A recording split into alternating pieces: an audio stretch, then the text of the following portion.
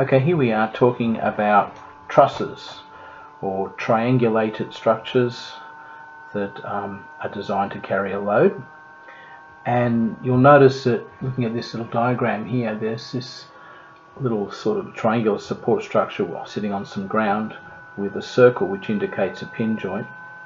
And this one over here has 3 rollers on it, indicating a roller joint.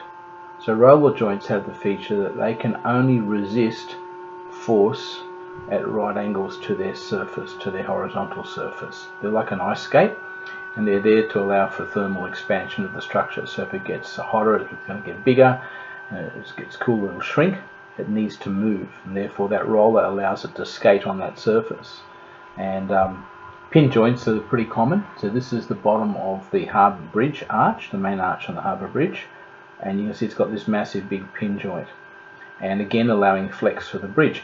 But they're significant because pin joints mean that we can assume, as Squire Whipple did in the 1850s, that there's no torsional, there's no turning movement in any of these structures, that all the force is directed through along the axis of each of these structural members towards the joint, and the joint doesn't have any torsional resistance. So any strength that it comes from it must be purely from reaction forces between each of these members, not some sort of a twisting or a fixed joint system. That's important, which means we can make assumptions that allow us to do calculations. Okay, so let's go across here. I want to analyze this structure here. I've done it already, but I'll do it again for you. It's a simple little, very simple truss. The most simple you can have. It's just a triangle structure like this, and it's fixed by a pin joint on one side and it has a roller joint on the other. Going to have a load of 250 newtons right in the center. So let's start from scratch here, and I'll show you what I mean by this. Okay, so here's our triangulated structure, and this one is sitting on the roller joint like that. The load, or external load, of 250 newtons is applied at the top. And now we're going to label each of these members because I want to find out what the internal forces are inside these members. So let's also assume that this is 60 degrees in here. Okay. So I'm going to have to figure out something. I know that there's an external force of 250 newtons applied here, and it's being counteracted by these fixed supports on the surface, and they're reacting against that 250, keeping it upright. So there's going to be a reaction from the left and then a reaction from the right. Now I happen to know, since there's no horizontal forces, it's only vertical forces, these forces will be vertical. Remember that these roller joints can only ever do forces perpendicular to the plane in which they're sitting. So they can't apply lateral forces, only perpendicular forces. This pin joint can have forces that go horizontally as well as vertically. Okay, let's say we're going to figure out what these two are. Now, because it's a symmetrical structure, I can guess that this is going to be, these two will add up to that, summing all the vertical forces. So 250 will have to be equally opposed by these two forces, and there'll be 125 each. If I didn't know that, or if this wasn't a symmetrical structure, if the load wasn't applied exactly in the middle, I could take a moment about one of these points, and the easiest one is normally to do the pin jointed structure, and then I could sum all of the turning forces and say they have to be equal to 0 of the overall structure. There's no turning forces at the joint, but there could be a turning force on the overall structure. So I'd say 250 newtons multiplied by that distance would have to be whatever, RR, multiplied by this distance. Now, for the sake of simplicity, we're going to make each of these 1 unit. We'll make it an equilateral triangle. Okay? So let's work out what the forces would be at a 250 load at the top in each of these members. So the first thing to do is to isolate the joint that we're talking about, which is this joint over here.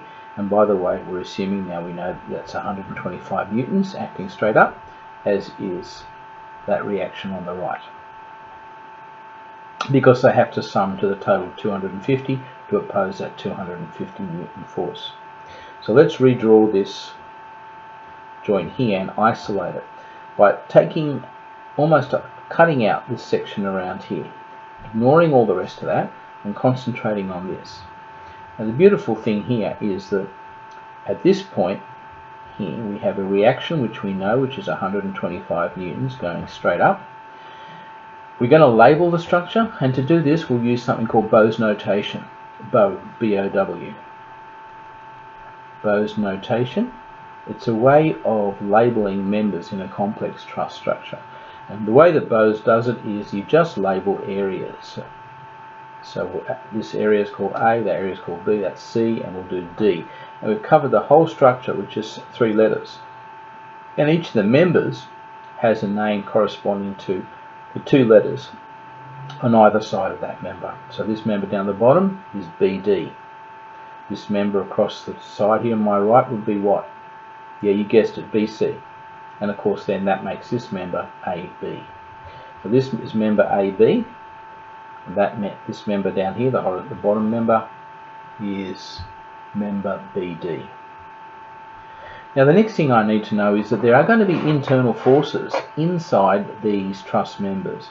They'll either be in tension or compression, because the forces have to act along through the axis, so they can either stretch or they can compress. Now we can guess which ones they are, and if we guess incorrectly it's not a drama, because if we guess incorrectly we'll end up with a negative answer, which means that our sense, our arrowhead, will tell us that we're going to guess the wrong direction. Now I'm going to guess that this whole member here is going to be stretched outwards, so that means it's going to be in tension. So the internal forces inside this member are going to be wanting to pulling it back in. So if I'm pulling this outward, the molecules inside the pen, or the atoms inside the pen, their bonds will be wanting to pull it back in to resist my stretching force. Hence tensile forces will always tend to be pointing away from the joint, and compression forces, you guessed it, will be pointing towards the joint. Now that's an assumption that I'm making. As we do our calculations, if one of these BD turns out to be negative, it means that the force will have the opposite sense, and it means that that member will be in compression, not in tension, the way I'm guessing it. But this one I'm guessing will be in tension, because the internal forces are pulling it in, because the external forces given by that reaction and that load are having the effect of splaying those legs outwards and stretching it. Does that make sense? Okay, so I'm guessing it. And of course this one over here, I'm guessing that pushing down through here, you'll be wanting to compress this. So the internal forces will be wanting to push outwards to resist that compression, and they will tend to be seen to be pushing towards the pin, towards the joint. So therefore the arrowhead is going in that direction. I've indicated it here like this. So these are internal forces. Internal tension, which is going to be internal. And there must be internal reaction forces as well as external ones, otherwise the object isn't going to be able to resist external forces. The internal forces have to resist it. I mean, the best way I can describe it to you is just, if I've got this rubber here, as I'm trying to bend the rubber like that, putting it into top part into tension, the rubber is trying to resist my bending. It's pushing against my fingers, wanting to straighten up. It has an internal turning moment resisting my external turning moment. Does that make sense? I hope so. Okay, we've lined all this stuff up, we know that that's 60 degrees, and now it's simply a matter of adding all of the vectors up, head to tail, and we should form a vector polygon which encloses itself and finishes up at its starting point, because this is all presumed to be in equilibrium. So we have 125 newtons going up, and I'm not going to do this graphically because I want to speed it up. We have a horizontal force here, which is BD. And then we have a AB force, which is coming in down to my left hand side, so starting up my right, going to the left at an angle of, and that's going to be 30 degrees to the vertical. So let's assume that's the 30 degrees here, like that.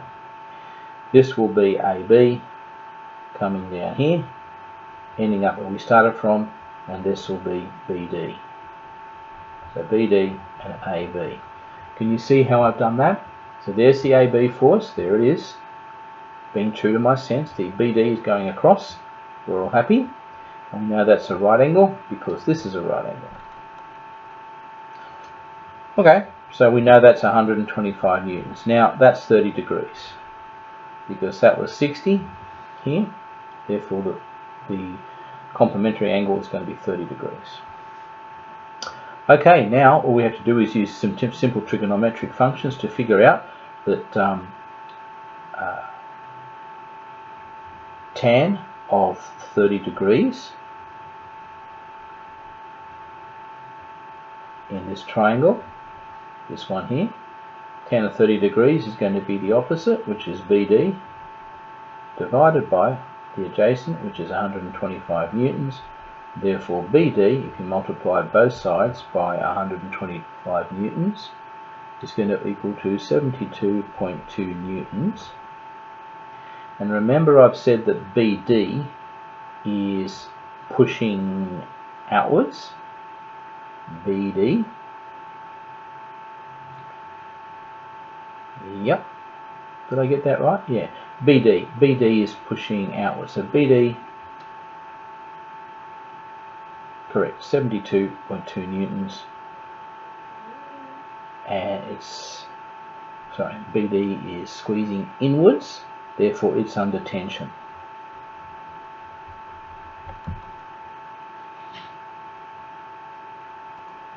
Okay, then let's look at the other one, which is AB. So this time, if we relate the hypotenuse, we'll say that cos of 30 degrees in that triangle is 125 newtons divided by the hypotenuse, which is AB. Multiply both sides by AB and then divide by both sides by cos 30. You're going to get AB is going to equal to 125 newtons divided by cos of 30 degrees. And then all of that, if you calculate it out, should be 144 newtons, and that's going to be in compression. Why is it in compression? Well, remember we said AB has the internal forces pushing outwards, so they're pushing towards this joint, outwards like that. And if their internal forces are pushing outwards, it means there must be an external force that they're resisting, which is pushing inwards, a compressive force. So that member is going to be in compression. Okay, so we've just solved the problem. We know what the internal forces are now. For that 250 Newton load that's up here, we know that the force in this left member over here is going to be 144 newtons, and we know that the force, and that's in compression, and the force here will be 72.2 newtons in tension. Now you notice this force is a lot less. So when we're designing this truss, if we were designing it, we wouldn't need to have a member with the same cross section in the tensile member as we would with a compression member, which is likely to buckle. So we could even have a cable going across here if we wanted to, that would achieve that purpose. So it just helps to know that. Okay. I hope that helps, and you can sort all that out very easily.